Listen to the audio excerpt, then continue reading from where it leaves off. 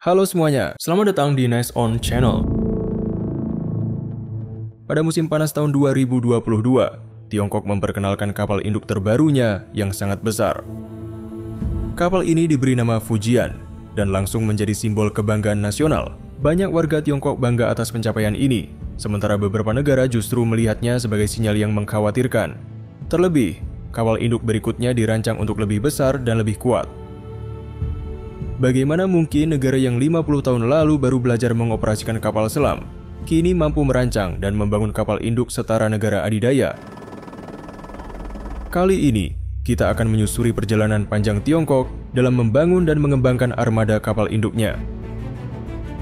Pada dekade 1960-an, Angkatan Laut Tentara Pembebasan Rakyat Tiongkok memang memiliki ukuran yang cukup besar, namun kemampuannya masih sangat terbatas. Saat itu, fokus utama mereka hanya sebatas menjaga dan mempertahankan garis pantai. Tidak ada rencana untuk menjelajah atau menunjukkan kekuatan militer di laut lepas. Para pemimpin militer di masa itu menyadari bahwa mereka tidak bisa langsung mengejar ambisi yang tinggi. Impian untuk punya armada laut kelas dunia memang menggoda. Tetapi kenyataan menunjukkan bahwa kemampuan mereka masih jauh dari memadai. Untuk memiliki kekuatan laut global, sebuah negara harus punya infrastruktur besar, kemampuan teknologi canggih, serta jenis kapal tertentu, termasuk kapal induk dan kapal selam. Karena keterbatasan anggaran dan kemampuan teknologi pada masa itu, Tiongkok memutuskan untuk lebih fokus pada pengembangan kapal selam bertenaga nuklir. Kapal selam ini dianggap penting karena menjadi bagian dari sistem pertahanan strategis nasional yang disebut triad nuklir. Meski begitu, gagasan tentang kapal induk tetap ada dalam bayangan. Mereka tahu persis kemampuan armada kapal induk Amerika Serikat yang sudah aktif di kawasan Asia. Keinginan memiliki kekuatan serupa pun perlahan tumbuh. Pada 1980, sebagai bagian dari upaya mempererat hubungan dengan Amerika, Tiongkok mengirim delegasi untuk mengunjungi kapal induk Kitty Hawk. Kunjungan ini semakin menguatkan ketertarikan mereka terhadap kekuatan dan fleksibilitas kapal induk. Tetapi karena keterbatasan sumber daya, mereka tidak langsung memulai pembangunan. Tiongkok memilih jalur yang lebih realistis dan bertahap. Langkah awal dimulai pada 1987 lewat program pelatihan khusus untuk mempersiapkan generasi pertama perancang, teknisi, awak kapal, dan pilot pesawat yang kelak mengoperasikan kapal induk buatan dalam negeri. Secara tidak langsung, Australia pun ikut berkontribusi dalam awal program ini. Selama beberapa dekade, kapal induk utama milik Angkatan Laut Kerajaan Australia adalah HMAS Melbourne. Kapal induk ringan ini cukup tangguh, tetapi ketika memasuki era 1980-an, usianya dianggap sudah terlalu tua. Australia akhirnya memensiunkannya dan melepasnya sebagai barang rongsokan. Kapal itu dibeli oleh perusahaan Tiongkok bernama China United Shipbuilding Company. Rencananya, kapal tersebut akan segera dibawa ke Tiongkok untuk dibongkar dan didaur ulang. Tetapi sesampainya di pelabuhan Guangzhou, rencana itu berubah secara drastis. Militer Tiongkok segera turun tangan dan menghentikan proses pembongkaran. Kapal itu ternyata menyimpan banyak potensi. Dengan bobot sekitar 20.000 ton, ini adalah kapal terbesar yang pernah dimiliki oleh Tiongkok hingga saat itu. Desain dan sistem-sistemnya bisa dipelajari untuk mengembangkan pengetahuan yang belum mereka miliki sebelumnya.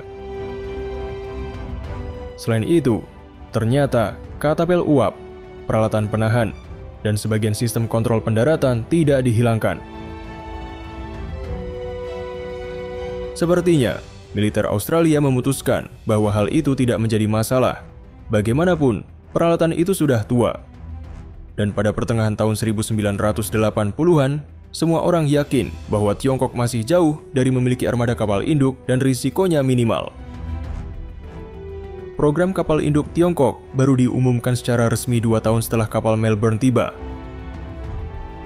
Banyak yang bertanya-tanya, apakah sejak awal kapal itu memang dibeli untuk program ini, atau justru kehadirannya menjadi titik awal dimulainya program tersebut. Selama bertahun-tahun, kapal itu terus dipelajari dan memberi dorongan besar bagi pemahaman Tiongkok tentang kapal induk. Mulai dari desain hingga pelatihan awak kapal. Akibatnya, pembongkaran kapal Melbourne baru selesai pada tahun 2002. saat sudah tidak ada lagi yang bisa diteliti dari kapal tersebut. Namun, bukan hanya Melbourne. Pada tahun 990, Cina melakukan negosiasi dengan berbagai perusahaan galangan kapal di seluruh dunia, mencoba untuk membeli kapal induk atau beberapa dokumen teknik mereka. Mereka bahkan mencoba membeli kapal induk Clemenceau yang sudah tidak dipakai dari Prancis. Keadaannya berbeda. Tampaknya Cina berhasil mendapatkan beberapa data untuk diteliti, tetapi tidak ada yang berani memberikan kapal lengkap kepada mereka. Negara tetangga sebelah utara lebih kooperatif.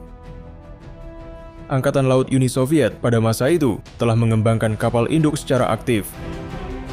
Namun, setelah runtuhnya negara tersebut, kapal induk Soviet yang diwariskan oleh Rusia dan Ukraina menjadi tidak terpakai. Dalam kondisi keuangan yang sangat buruk pada 1990-an, raksasa-raksasa ini menjadi beban yang tidak tertanggungkan dan mereka mencoba menjualnya. Banyak perusahaan asing tertarik membeli kapal ini, berharap mendapat harga murah untuk kemudian dibuang atau digunakan untuk keperluan sipil. Akibatnya, Minsk dan Kiev berakhir di Cina. Dan setelah beberapa periode pembaruan, mereka menjadi bagian dari taman dan hotel.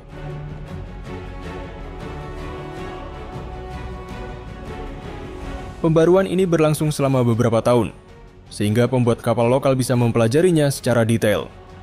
Akhirnya, setelah mencapai tingkat kompetensi yang cukup layak, Cina memutuskan bahwa sudah waktunya untuk bergerak dari teori ke praktik. Bukan hanya Minsk dan Kiev, Cina juga memperoleh kapal induk lain.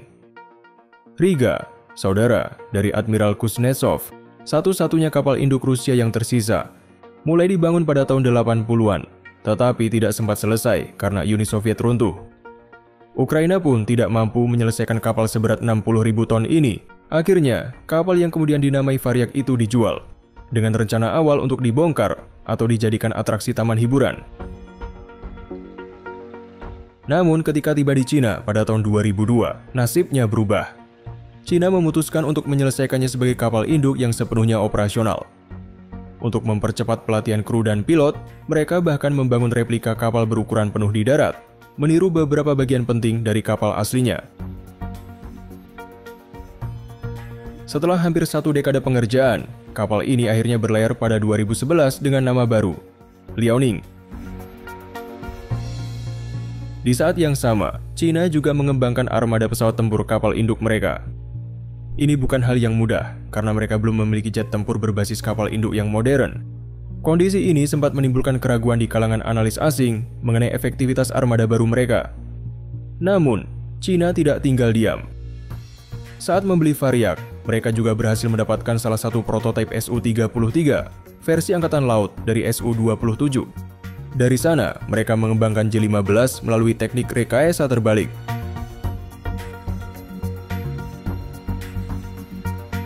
Pada 2016, Liaoning dinyatakan sepenuhnya operasional, menandai bahwa Cina akhirnya memiliki kapal induk pertama mereka.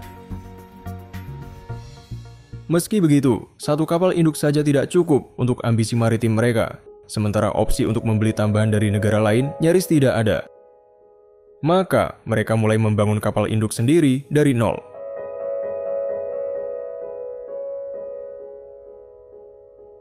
Tahun 2013, proyek 002 dimulai, dan pada 2017, hasilnya diperkenalkan. Shandong, kapal induk pertama yang sepenuhnya buatan dalam negeri, lahir dari proyek ini. Desainnya masih mirip Liaoning, tetapi dengan beberapa peningkatan. Beratnya sedikit lebih besar, lompatan ski lebih landai, hanggar lebih luas, dan pulau kapal lebih kecil, sehingga bisa menampung lebih banyak pesawat. Flight deck Shandong bisa membawa hingga 44 pesawat, termasuk sekitar 32 jet tempur J-15. Kapal ini resmi beroperasi pada 2020, menandai langkah maju besar bagi armada kapal induk Cina.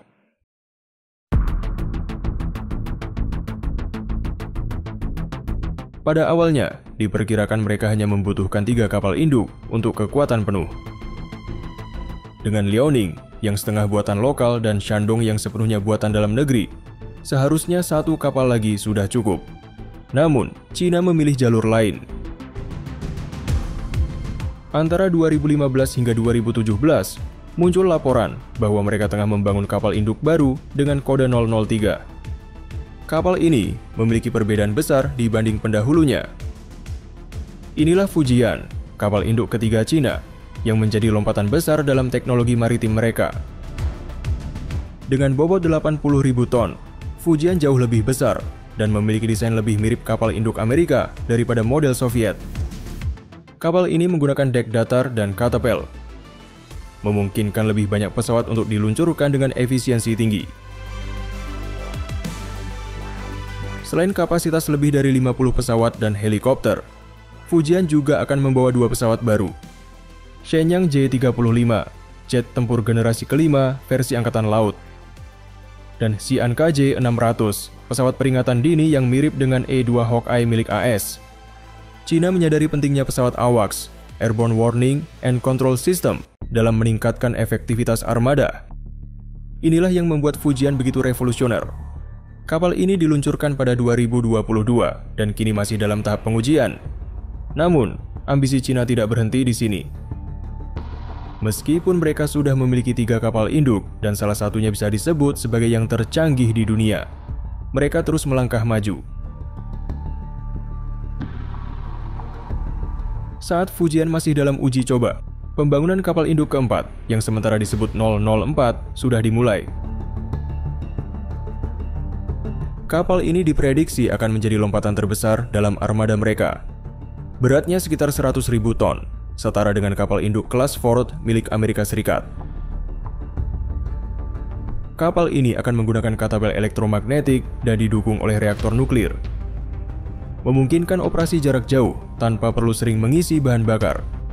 Jika proyek ini sukses, Cina akan memiliki kapal induk yang mampu beroperasi di seluruh dunia, menyaingi dominasi Amerika Serikat dan sekutunya di lautan.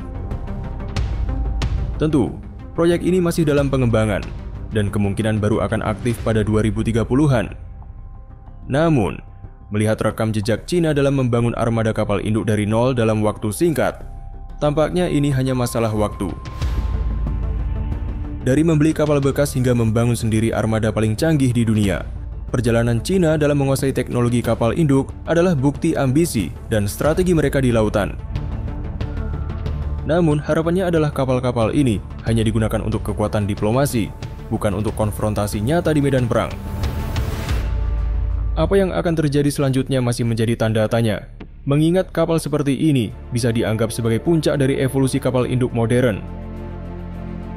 Tiongkok telah menempuh perjalanan panjang dari mempelajari kapal induk bekas Australia di pertengahan abad ke-20 hingga membangun kapal yang kini menjadi salah satu yang terkuat di dunia pada abad ke-21. Namun, jangan mengira semua ini berjalan mulus tanpa hambatan. Banyak tantangan yang dihadapi dan masih ada rintangan di depan. Meski begitu, proyek-proyek ini terus berkembang. Dengan strategi yang matang dan langkah yang terukur, Tiongkok berhasil mewujudkan ambisinya. Harapan terbesar adalah agar pertemuan kapal induk Tiongkok dan Amerika tetap berada dalam jalur diplomasi, sehingga dunia tidak perlu menyaksikan konfrontasi nyata untuk membuktikan siapa yang lebih unggul. Inilah akhir dari episode kali ini. Bagaimana menurutmu? Tulis pendapatmu di kolom komentar. Dan nantikan episode selanjutnya hanya di Next On.